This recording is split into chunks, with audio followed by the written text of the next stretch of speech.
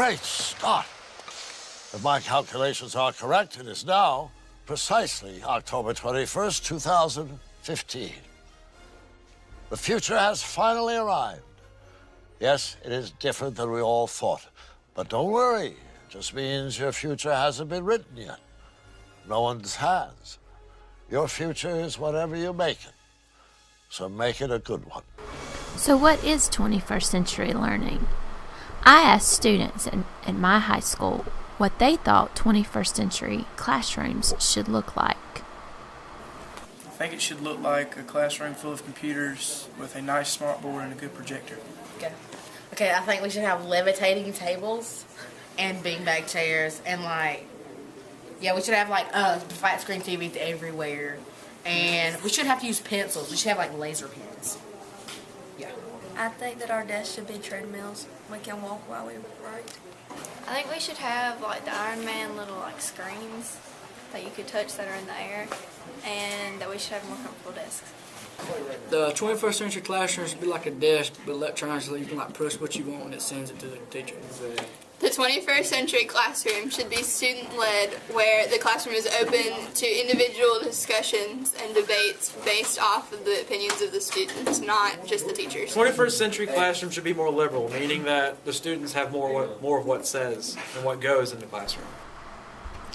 What I think many of these students don't realize is that we are currently in the 21st century, and so this is what our classrooms should look like right now. According to John Soules, several of the hallmarks of 21st century teaching and learning is project-based learning, collaborative learning, student ownership and engagement, and 21st century technology skills. I first want to discuss the 21st century technology skills. So I want to quickly hit the highlights of this infographic created by LearnStuff, which I found on edtechtimes.com. It's called Graduating with Technology. One of the first things that jumped out at me is this first one. 70% of children ages 2 to 5 can use a computer mouse. But look at this. Only 11% can tie their own shoes. To me, that's amazing. They're definitely learning how to manipulate technology at a very young age. In addition, look at how the computer use in classroom has increased from 51% in 98 to now 98% 3 years ago. I'm going to move on down a little bit. Look at how many educational apps are out there. Thousands and thousands of resources that are online. In addition, social media is huge now in the classrooms and in college. 2 out of 3 professors use social media site in their class. 84% of schools use Twitter to send announcements and updates. And as far as the use of social media, students definitely use it a lot. So these students are totally immersed in technology, and our classrooms need to be as well. Students have the skills, they just don't know how to apply them in the classroom. In addition, teachers are not up to date with tech skills either. Part of being a 21st century teacher, according to Tisana Palmer, is for educators to learn new technologies. Palmer states, since technology keeps developing, learning a tool once and for all is not an option. This is where tech coaches and professional development come in. Secondly, let's discuss another hallmark of 21st century learning, which is project-based learning and collaborative learning. I believe that flipped learning, virtual learning, blended learning models fall into this category. In fact, Tony Brannon and David Black of Smart Blog on education believe that blended learning gives students an edge in college because it gives them more opportunities to see relevance in what they are learning in the real world. So what do students need to be successful in 21st century learning? They first need 21st century classrooms. According to Vicki Phillips, Director of Education for the Gates Foundation, she states, school models that allow kids and teachers to have that kind of flexibility for personalized learning and for kids to have their instruction differentiated, combined with the digital tools that allow teachers to do that with flexibility and ease, that gives you a glimpse into what schools will look like in a few years. Now, do I think that our classrooms will look like this in a few years? Not really, even though some very advanced schools have these tools. I do think we can move in the right direction by following the footsteps of some of the following schools.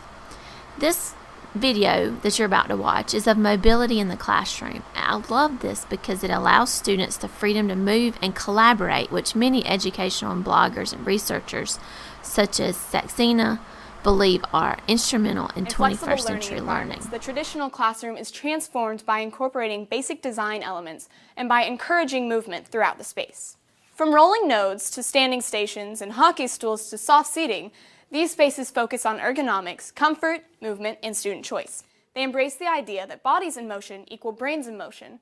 Breaks in movement allow students to reset and This next school, ITEC High, is based in San Diego, and it's a charter school. This is my favorite. I would love to be a student here. I really care about space. I've thought about space really a lot, and I'm accustomed to schools where the architecture gets in the way. And I didn't want a school where we were going to try to do things despite the architecture. So what I love about this building is when you approach it from the outside, it's just a box.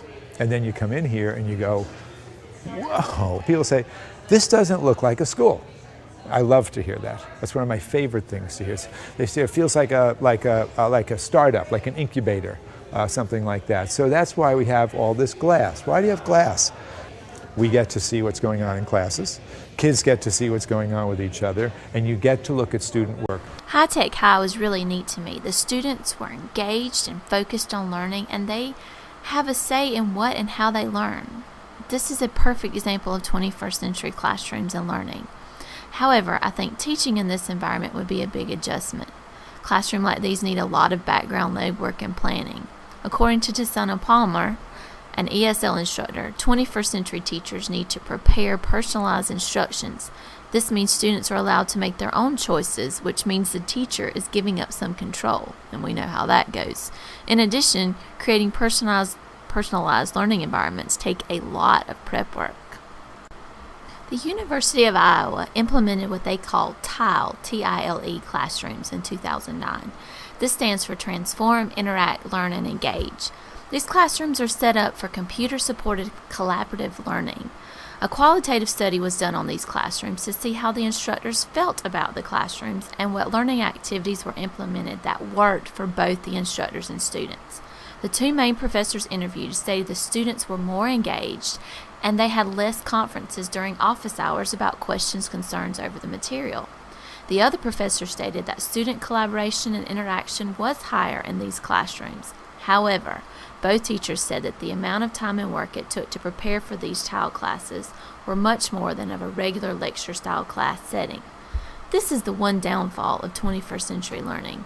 It is more work for teachers. However, the end gain is worth it. Yes, it does take a lot of time to prepare lessons that are engaging and interactive and involve collaboration, but we know our 21st century students learn better that way.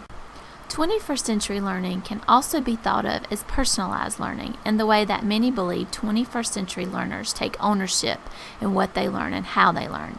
In fact, a new report from the RAND Corporation suggests that schools that use personalized learning have higher rates of student success than those that do not. For this research, the authors define personalized learning as systems that deepen and accelerate student learning by tailoring instruction to individuals' needs, skills, and interests. To me, this sounds exactly like 21st century learning. If students have an integral part of their own learning, they will be more engaged and will use the tools and resources available to aid in their learning. That should not be the future, but the present.